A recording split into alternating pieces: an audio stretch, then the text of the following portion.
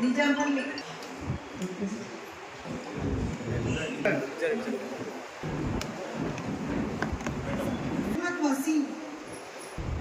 రత్న సంవత్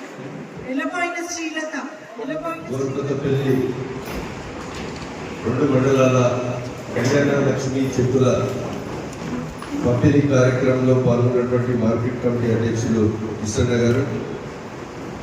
Gorukothapalli Regonda MRO గారు, DT గారు, అదేవిధంగా లబ్ధిదారులు,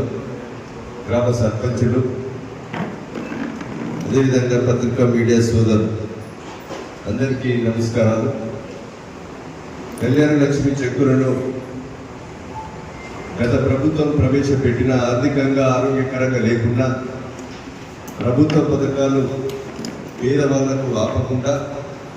ఈ ప్రభుత్వం మరి కళ్యాణ లక్ష్మి చెక్కులు కానీ, సీఎం రిలీఫ్ చెక్కులు కానీ, ప్రభుత్వ సంక్షేమ పథకాలు కానీ పేదవాళ్లకు అందేటువంటి